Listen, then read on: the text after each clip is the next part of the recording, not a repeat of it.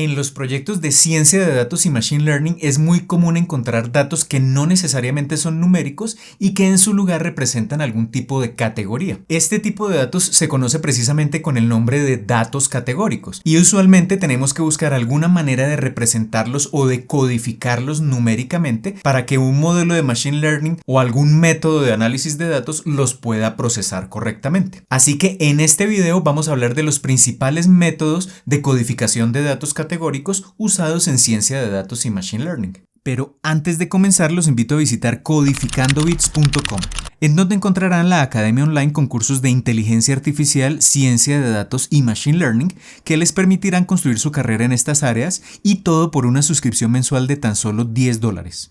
Así que listo, comencemos.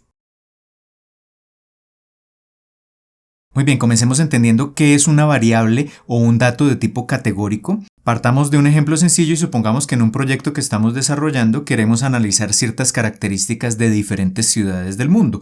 Entonces, esa variable que contiene el nombre de las ciudades es precisamente una variable categórica. ¿Por qué? Porque nos indica a qué categoría pertenece cada una de esas ciudades. Y por ejemplo, en este caso, tendríamos 4 categorías: Londres, París, Moscú y Atenas. Por ejemplo, también podemos suponer que le pedimos a un cierto grupo de clientes que evalúen el servicio o la calidad del servicio ofrecida por un restaurante, asignando 3 diferentes tipos de puntuación: nivel bajo, nivel medio o nivel alto. Esos 3 niveles de puntuación son precisamente una variable categórica. Y en otro caso hipotético podríamos suponer que estamos analizando la muestra de una población y la variable edad, en lugar de analizar de manera individual esas edades, las dividimos por rangos. Entonces tomamos un grupo de personas con edades entre 0 y 1 año, otro grupo con edades entre 1 y 18 años y un tercer grupo con edades de 18 años en adelante. Acá hemos definido 3 categorías y por tanto tendremos una variable categórica.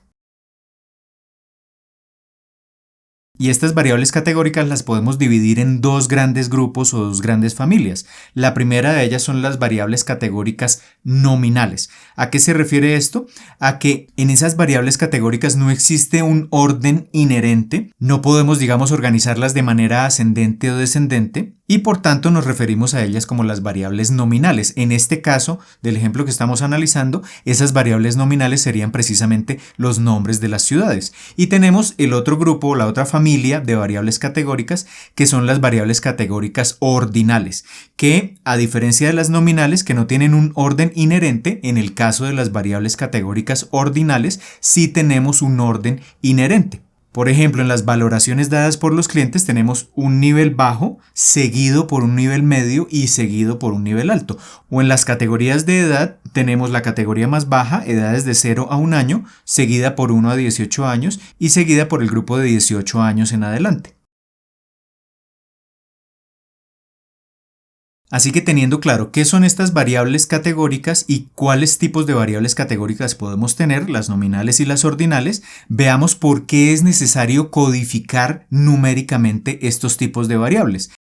La primera razón es, por ejemplo, cuando estamos construyendo un modelo de machine learning. Los modelos de machine learning usualmente procesan los datos en formato numérico. Esto quiere decir que si queremos construir el modelo tomando como entrada, por ejemplo, variables categóricas y que ese modelo nos genere predicciones, pues no vamos a poder llevar directamente las variables categóricas a ese modelo porque no tienen inicialmente una representación numérica. Así que tenemos que implementar un paso previo, que es un paso de preprocesamiento y que consiste precisamente en tomar esas variables categóricas y de alguna forma codificarlas numéricamente para que a la salida de ese preprocesamiento, es decir, a la entrada del modelo, ya tengamos variables numéricas. Esa es una situación donde necesitamos precisamente esa codificación numérica de las variables categóricas. Y una segunda situación es, por ejemplo, cuando tenemos esas variables categóricas y queremos comenzar a extraer información de esas variables a través de, por ejemplo, un análisis estadístico. Muchas técnicas de análisis estadístico operan precisamente sobre datos que son numéricos y por tanto, si intentamos llevar esas variables categóricas al análisis, no podremos hacerlo directamente, sino que también tendremos que realizar algún tipo de preprocesamiento que permita tomar las variables categóricas, codificarlas numéricamente para poder realizar ese análisis. Así que teniendo claros estos motivos por los cuales tenemos que codificar numéricamente esas variables categóricas, ahora sí veamos los principales métodos de codificación usados en ciencia de datos y machine learning. Y esos métodos de codificación pues van a depender precisamente del tipo de variable categórica que estemos analizando, si se trata de variables categóricas nominales o variables categóricas ordinales. Comencemos hablando de los dos métodos más usados para codificar las variables nominales, como son por ejemplo las ciudades que mencionábamos anteriormente. Uno de los métodos más usados se conoce como la codificación one-hot y la idea es muy sencilla, simplemente consiste en tomar cada una de las categorías Londres, París, Moscú o Atenas y codificarla con una serie de números binarios, ceros y unos, pero esos ceros y unos siguen un patrón muy específico. Entonces, por ejemplo, si tenemos 4 ciudades, en este caso Londres, París, Moscú y Atenas, vamos a usar una secuencia de 4 números binarios. Pero esos números binarios siguen unos patrones específicos. Entonces, por ejemplo, si vamos a codificar Londres, usamos 4 números binarios donde todos ellos son 0, exceptuando el primero. En el primer dígito binario colocamos un 1 y los 3 restantes serán 0. ¿Cómo diferenciamos Londres de París? Pues entonces cuando vamos a codificar París usamos también 4 números binarios donde únicamente el segundo de ellos es diferente de 0. ¿Y cómo diferenciamos Moscú de Londres y de París? Pues usamos también 4 números binarios, pero el 1 lo ubicamos en la tercera posición y los demás dígitos serán iguales a 0. ¿Y cómo codificamos Atenas para diferenciarla de las otras 3 ciudades? Pues simplemente los 3 primeros dígitos binarios son 0 y el último tiene un valor de 1. Ese es el principio de la codificación one-hot y vemos el nombre de dónde viene one-hot, lo que nos indica es que de la secuencia de números binarios todos son 0 exceptuando solo uno de ellos, por eso se llama one-hot. Así que vemos que es un método de codificación muy sencillo, pero tiene un problema, y es que no resulta adecuado cuando tenemos muchas categorías. En el ejemplo que estamos viendo acá, pues tenemos únicamente 4 categorías, 4 ciudades, pero supongamos que en lugar de estar analizando ciudades, estamos, por ejemplo, procesando texto en español, y supongamos que tendremos, digamos, 30.000 diferentes palabras a codificar. Si tenemos 30.000 diferentes palabras, en este caso pues el texto va a seguir siendo una variable categórica nominal, pero si hacemos la codificación one-hot, cada palabra va a ser codificada con un vector de 30.000 elementos, donde 29.999 de esos elementos van a ser 0 y solo uno de ellos va a ser igual a 1. Así que en primer lugar esta manera de codificar no resultará eficiente cuando por ejemplo el número de categorías es elevado. ¿Por qué no es eficiente? Porque la mayoría de los dígitos van a ser iguales a 0 y solo uno de ellos va a ser diferente. Y además el hecho de tener vectores de gran tamaño codificando cada una de esas palabras o cada una de esas categorías puede dificultar el entrenamiento de un modelo de Machine Learning. Así que como alternativa a esto podemos usar técnicas más sofisticadas como por ejemplo el uso de embeddings, una técnica de la que ya hablé en un video anterior y que les dejo enlazada por acá arriba, y que consiste en entrenar una red neuronal para que aprenda a codificar, por ejemplo en este caso las palabras en vectores pero de un tamaño relativamente más pequeño, es decir, con menos de 30.000 datos. Y un segundo método de codificación también aplicado para el caso de datos categóricos nominales es lo que se conoce como la codificación de etiquetas o en inglés el label encoding, que también es muy intuitivo y fácil de entender. Entonces consiste simplemente en a cada categoría asignarle un número entero y esos números enteros deben ser consecutivos.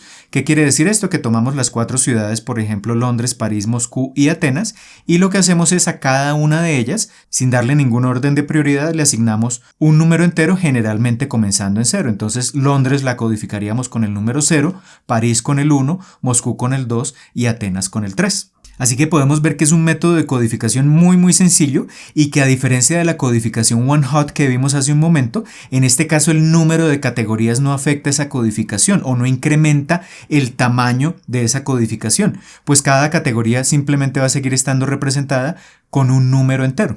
Sin embargo, acá también hay un inconveniente en este método y es que el hecho de que esos valores numéricos se vayan incrementando progresivamente puede resultar siendo problemático para ciertos algoritmos de Machine Learning, pues en algunos algoritmos es probable que el modelo que terminemos construyendo en últimas le dé más importancia a las categorías codificadas con valores numéricos más altos en comparación con aquellas categorías codificadas con valores más pequeños.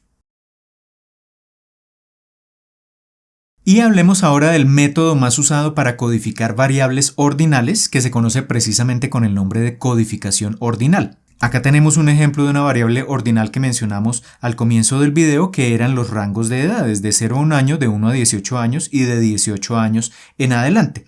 En ese caso, esa variable ordinal se puede codificar de manera muy intuitiva, tomando cada uno de los rangos organizados de manera ascendente o en el orden especificado, y a cada una de esas categorías le asignamos también un número entero, y esos números enteros deben ser también consecutivos. Entonces podríamos tomar la categoría más baja, es decir, el rango de edades menor de 0 a 1 año, le asignamos a ese rango la categoría 0, luego tomamos el segundo grupo de edades, preservando ese orden de 1 a 18 años, y lo codificamos con el número 1, y luego el tercer grupo de edades, las edades más grandes, de 18 años en adelante, y lo codificamos con el número 2.